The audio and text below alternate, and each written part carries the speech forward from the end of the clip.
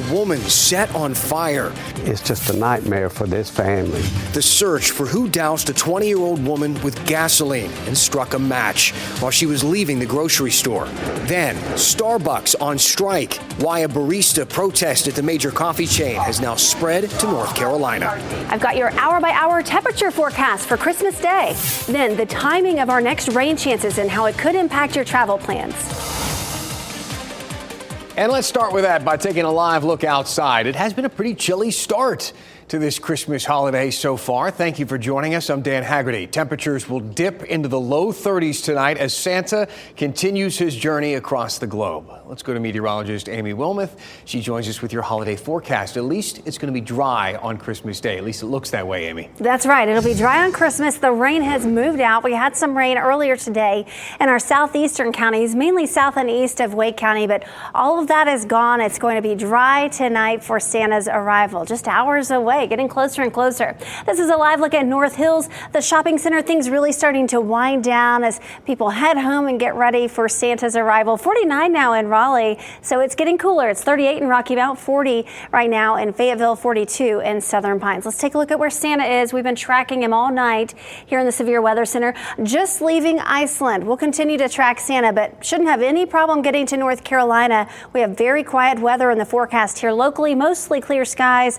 Temperatures will be in the upper 20s in our northern counties, low 30s in the Triangle, around 33 in Raleigh, 33 for the low in Fayetteville as well. And then for Christmas Day, looking really good, mostly sunny to partly cloudy, 49 for the high in South Hill, 52 in Raleigh. That's right on track for normal for this time of year, 54 in Fayetteville. But this is what's headed our way for Sunday. I'll have the timing for the rain and how much rain we could get with this system as we wrap up the weekend coming up in a little bit. Sounds good. Talk to you then. This morning, a fire destroyed a portion of a bridge on Walnut Creek Trail. This is right on the Raleigh Greenway. Take a look at what happened here. So this is, if you know that area, a lengthy bridge near where the trail intersects with New Hope Road. WRAL's Willie Danley is live on Walnut Creek Trail for us tonight. You talked to some people in that area about this damage. What did they tell you, Willie? Dan, everyone that I spoke to expressed disappointment. This is a bridge that they cross on a daily basis for running, biking, and they're really shocked to find out that someone would burn this bridge down. Take a look at this video. This is what we captured here, and you can see just exactly how bad of damage that is. According to Raleigh Fire Department, when they were on scene this morning, they said it's about $20,000 in damage. Right now, they are investigating this as an arson or just damage to property, but because there are no cameras in this area, they don't have any suspects in mind. Take a listen to this. This is a reaction from people who live in this neighborhood upon seeing that bridge this morning. I'm shocked. I've never seen anything like it because we've walked on this bridge for years and, and I never would expect anything like this. As I said, people in this area really expressed how disappointed they were hearing that this bridge was burned down. We have been in touch with Raleigh Fire Department to learn more information about what led up to this fire, and also reached out to the city of Raleigh to find out just how long it could take before this bridge is repaired. We're going to continue to follow this and let you know what we find out. In Raleigh, Willie Danley, WRAL News. Thank you, Willie. This next story is hard to accept, really, what has happened to this poor woman. The Harnett County Sheriff's Office is looking now for suspects, still looking for them after they say someone doused a woman in gasoline and set her on fire. This happened about a week ago. It was on Highway 27 in Harnett County. And only on WRAL, Gilbert Bays talked with the victim's mother, who is watching her daughter right now fight for her life. Well, this happened on December 16th along Highway 27. The Harnett County Sheriff's Office is looking for suspects, and the mother of this child can't believe this has happened. Why could you do this to my baby? You didn't have to do this to her. Donicia Davis is talking about her 20-year-old daughter, Ashante Downing. Davis says her daughter told authorities that she was walking along Highway 27, headed for the Dollar General in Sanford, when something unbelievable happened. We were told that she was leaving a grocery store and an unidentified male came up to her and doused gasoline on her and lit a cigarette and flicked it on her. Her mother says she was taken to a local hospital in Sanford, then transferred to a burn center in Chapel Hill, with third-degree burns over 70% of her body. It's just a nightmare for this family. Harnett County Sheriff Wayne Coates says this is one of the most heinous crimes his department has investigated. It could have been a domestic related. It could have been a gang initiation. It's got us caught and we're mystified by what's happened. While the sheriff searches for suspects and a motive, Downey's mother is looking for justice and praying for her daughter's recovery. You heard it. Please, I want to tell the truth. You saw it. This is an ongoing investigation. Harnett County Sheriff Wayne Coates says anyone with information that happened on that day is asked to give them a call. In Harnett County, Gilbert Bays, WRAL News. Let's roll through some of the other big headlines from today. Here are the 5 things you should know right now. In Moore County, Aberdeen police are investigating a Christmas Eve shooting. This incident happened around 11:30 this morning on Victory Lane, right near, I should say, Midway Road. One person was shot and taken to the hospital. That person is believed to have been one of the shooters. Police say this all began over a domestic dispute involving child custody. The Wake County Sheriff's Office is investigating shots fired into moving cars. The first shooting happened around 8:30 on I-540 near Buffalo Road. The second happened near the intersection of Wendell Falls Parkway and Eagle Rock Road about 15 minutes later. No one was hurt, fortunately, in either incident. The Sheriff's Office has not said if those two incidents are officially connected. The Durham community is mourning the loss of a beloved school teacher, a woman killed in a head-on crash hit by a wrong-way driver Friday night. Police say that driver, Nathan Blackman, was intoxicated when he hit Dawn Tucker and her son on North Roxborough Street. Those who knew Tucker say she taught exceptional students for decades in the Durham public school system. Blackman is charged with DWI, left of center, and failure to wear a seatbelt. A memorial set up outside of the Greensboro Police Department honoring the life of the officer killed inside of a grocery store. Officer Michael Horan's patrol car is covered with flowers and other tokens of love and appreciation. Officer Horan was shot inside of a Greensboro Food Lion yesterday. Officer Horan's funeral arrangements have not yet been announced. Former President Bill Clinton is home from the hospital. The 42nd president was taken to Georgetown University Hospital after developing a fever. A spokesperson says the 78-year-old was treated for the flu and released. His family thanked doctors and staff for their care during his stay. 2 men were arrested after parachuting off of a downtown Raleigh crane overnight. Yes, this happened right at the new City Hall construction site on West Hargett Street. 51-year-old Jason McClure, 37-year-old Jorge Cacon were charged with trespassing and resisting arrest. Police say that they got into the construction site, they climbed up to the top of that crane, and they jumped off, gliding over the parking deck. Fortunately, nobody got hurt. Friends say the two are seasoned skydivers. WRAL spoke with the owner of Skydive Raleigh. He works with one of these men as an instructor and knows the pair well. Skydivers are thrill seekers. You know, I'm not really surprised that anyone would be doing this. I don't think it's any secret that base jumpers jump off of stuff all the time. The construction company is evaluating their security protocol after this. The skydiving community bonded the two out this morning, got them out of jail, posted bond for them. Raleigh police has put out a statement about this. Part of it reads, it's important to note that the alleged acts of these individuals were illegal and dangerous. It put their lives and the lives of public safety responders at risk. You can read the full statement on WRAL.com. The Durham Fire Department was called to this home here on North Roxborough Street this morning. They found a fire burning at the back of that home shortly after 9:30. They were able to put it out pretty quickly within about 10 minutes, but you see the damage that was done. 2 adults and a dog did get out of that home with no injuries. Firefighters say the fire was accidental. A man is dead after a shooting in a home in Fayetteville. Police were called to the scene on Gardenwood Court just before 10 last night for reports of a shooting. When they arrived, they found 20-year-old Malachi Woods shot. He died there at the scene. They say there's no threat currently to the public.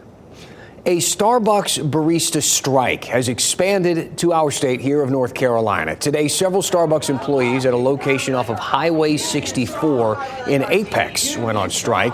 The protest is to push by workers who want the coffee chain to honor a framework for the first union contract. The 5-day strike started on Friday in Los Angeles, Seattle, and Chicago. It has since spread to more than 50 stores across 45 states. The Mega Millions drawing is tonight. It'd be a nice Christmas present. That jackpot's over $1 billion. The lump sum option, $448 million. You can catch the next drawing tonight at 11 p.m. right here on WRAL. Good luck. American Airlines is boarding flights again after a short ground stop today. It was a big mess. The issue responsible for nationwide grounding and an impact on flights here in the Triangle. Plus, crews to reopen a section of I-40 in western North Carolina face a major setback. Some of our engineers noticed a crack, and that was on Monday, so they put a small monitoring device on it. By Thursday, that device and that entire 60-foot section was gone. Ahead, the steps that crews are taking to reopen that stretch of road. And it is the busiest day of the year for the big man, Santa Claus, already delivering presents to the boys and girls around the world. We are tuning in to the NORAD Santa Tracker right now, where you can see Santa is headed to Cape Verde. We are going to be tracking Santa and giving you your news from here on WRAL throughout the next half hour. Stick with us.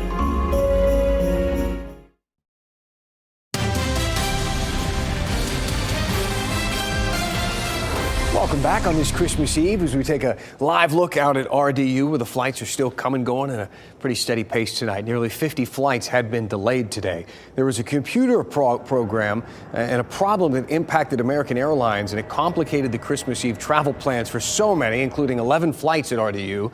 The airline briefly grounded flights nationwide because of this. We spoke to a Fayetteville resident who said she arrived at RDU 6 hours early to avoid the chaos. I kind of purposely traveled on Christmas Eve, hoping people already had their plans put in place. So we'll see how that goes this year. Priorly, I've done like the day before or like 2 days before, and it's literally insane. I'm like, I can never do this again. 6 hours early. That is a person who travels with a plan. American Airlines says the issue has been resolved. Most of the flights today departed within 2 hours of their scheduled times. Hopefully things are smoothening out there a bit. Drivers will see some relief at the pump. Here's a look at some of the gas prices that you'll see heading out on the roads. The current average in North Carolina, $2.86. According to Gas Buddy, the current average in Raleigh is $2.91, a bit higher. The national average is $3.04, so we're beating the national average by a pretty decent amount. Reports say that we're seeing the cheapest Christmas gas prices we have seen since the pandemic. North Carolina law enforcement is doing their final Booze It and Lose It campaign of 2024. It's underway right now. It runs through December 31st. So you're going to see more state and local law enforcement officers on the road looking for drunk drivers and enforcing some other traffic laws. So remember, if you must drink, please do not drive.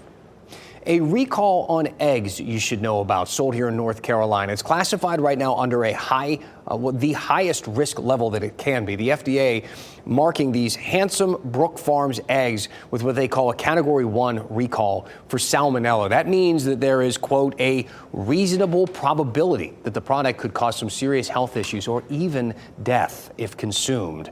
Serious stuff. Hundreds of thousands of eggs were sold at Costco under their Kirkland brand. No illnesses have been reported yet, but the company says they were not meant to be distributed as retail. They were shipped that way on accident after a packaging error. There's now another treatment option for people with type 2 diabetes or who are looking for obesity management. The FDA approved a generic version of the daily injectable GLP-1 medicine on the market. The treatment is similar to Ozempic. It will be sold under the brand named Victoza. The company that sells the generic version has not announced a price. They did say that it will cost less than the branded version. The treatment is expected to be available nationwide by the new year. Crews are working to repair Interstate 40 after Helene, and they're facing a major setback. This is a section of the interstate that fell into the Pigeon Gorge last week. Crews were planning to reopen the westbound lanes to two-way traffic by the first week of January, and boy, has this changed that. The project was contracted at $10 million, but this latest setback will increase that cost big time and push back that timeline. This new problem, this new issue, this new slope failure, after it, there is no timeline. There you have it. So NCDOT says that they're going to need to increase the stabilization to ensure that the interstate simply is safe to travel on. Meteorologist Amy Wilmoth joining us now. So a lot of people, maybe they're traveling, going, short distances to see family here in the Triangle, maybe somewhere else in North Carolina or a surrounding state tomorrow. What's the weather going to be like as they get up for their Christmas morning? All is good. The weather is nice and quiet tomorrow for Christmas Day. It's quiet Thursday, Friday, and at least for part of Saturday as well. Sunday looks like a mess, and I'll talk more about that in a moment. This is a live look at downtown Raleigh. Look at those fun holiday lights that you can walk through. It's 49 degrees right now in Raleigh, so it is on the cool side with a northeast breeze at 6 miles per hour, making it feel more like low to mid 40s outside. It's 38 degrees in Rocky Mount, 37 in Goldsboro, 40 degrees right now in Fayetteville, and 37 in South Hill. So it's chilly tonight, and it will be cold. Temperatures will get down to around freezing in the Triangle. 33 in Raleigh, 31 in Durham, upper 20s in our northern counties, low 30s in our southern counties. So it's going to be a cold night tonight, but the weather's nice and quiet for Santa's arrival. I just checked, and Santa is headed to Brazil right now, I believe. So still kind of far away, but we'll be here before you know it. For Christmas Day, mostly sunny to partly cloudy skies. It should be a nice day. Temperatures will be really close to normal, 52 for the high tomorrow. So pretty nice weather for tomorrow. Sunday, we have a strong cold front that's going to arrive. It's not going to really impact our temperatures. We'll be very warm in the 60s, but it will bring us some rain, and this rain could be heavy at times. This is going to happen through the day on Sunday. So in the morning all the way through the evening, we'll have on and off rain, and we could see anywhere from half an inch to maybe an inch of total rainfall with this event. So no rain for tomorrow for Christmas Day, which is good. No rain if you're traveling Thursday or Friday. Saturday is when the rain starts to arrive. It will start in the mountains, and then on Sunday we will have widespread rain, and this will impact the entire state of North Carolina. So it's going to be some tricky travel for the end of the weekend and into very early next week. This is a look at the rainfall totals. The highest totals likely in the mountains, where they could get over an inch. In our area, we'll probably have widespread half-inch totals, but we could see some isolated areas that get up to about an inch of rain. But traveling for Christmas Day, if you're planning to drive a short distance, you're totally fine in North Carolina. Thursday, Friday look fine as well. Saturday, we'll have some spotty showers, but that rain's really going to pick up the second half of the day, and especially overnight and into Sunday. Sunday, rain is likely, and again, it could be heavy at times. The weather looks good for the Saturday bowl games that we have. UNC's game, temperatures will be in the upper 30s. It'll be chilly, but it will be dry for that game. NC State playing ECU at the Military Bowl. Temperatures will be on the chilly side, but it'll be dry for that one as well. And then ringing in the new year, on Tuesday is New Year's Eve, and there's a chance we could have some scattered showers, a little bit of model inconsistency right now. We have a 30% chance for rain, but keep checking back, and we'll keep you posted on what the weather looks like. But for New Year's Day, it still looks mild. It looks dry for New Year's Day with mostly cloudy skies. Nice weather for Christmas Day, which will be really nice in case you get like a new bike or something that you want to spend some time outdoors. It'll be pretty nice. You'll just need to bundle up a little bit, especially in the morning. And then Thursday, Friday, weather looks good. Saturday will start off nice, but the rain starts to arrive, and then the rain gets here certainly by Sunday. It will be mild, though, with temperatures in the 60s by Sunday. I like it. Thank you, Amy. Everyone at home, you still have a chance to help a child in need this holiday season. So far, our WRAL Coach for the Children campaign has raised more than $185,000 thanks to the generous donations from so many of our viewers and community partners. You can scan the code on your screen right now and donate, or you can go to WRAL.com/coats. You can also drop off a new or used coat at a participating Jiffy Lube location. A woman stumbles upon some lost gifts and sets out to return them, rekindling the holiday magic for a family. Next, we're going to go into the WRAL archive. We found the story of a heartfelt mission to return some lost presents.